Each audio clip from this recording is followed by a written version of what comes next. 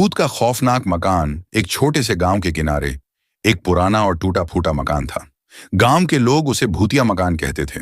कहा जाता था कि कई साल पहले उस मकान में एक आदमी की रहस्यमय मौत हो गई थी।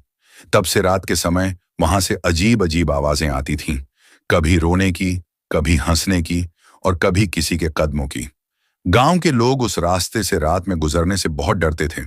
लेकिन एक दिन चार दोस्त, राहुल, अमन, विजय और सोनू, ने तय किया कि वे उस भूतिया मकान का सच पता लगाएंगे।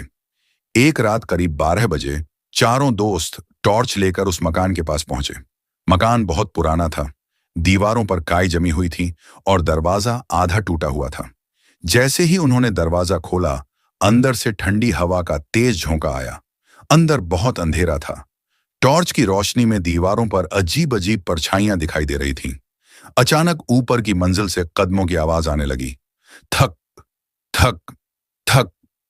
चारों दोस्त डर गए, लेकिन हिम्मत करके ऊपर जाने लगे। जैसे ही वे सीढ़ियों पर पहुंचे, अचानक पीछे का दरवाजा जोर से धड़ाम से बंद हो गया। अब वे मकान के अंदर फंस चुके थे। ऊपर पहुंचते ही उन्हें एक कमरा दिखाई दिया, जिसका दरवाजा अपने आप धीरे धीरे खुल रहा था। अंदर से किसी के रोने की आवाज आ रही थी। राहुल ने धीरे से टॉर्च अंदर घुमाई। अचानक उन्होंने देखा एक सफेद कपड़ों में बूढ़ा आदमी, जिसकी आंखें लाल थीं और चेहरा बहुत डरावना था। वह हवा में खड़ा था। वह जोर जोर से हंसने लगा। हाँ, हाँ, हाँ, तुम लोग यहाँ क्यों आए हो? चारों दोस्त डर के मारे कांपने लगे। तभी वह भूत उनकी तरफ बढ़ने लगा। डर के मारे वे सीढ़ियों से नीचे भागे और किसी तरह दरवाजा खोलकर बाहर निकल गए।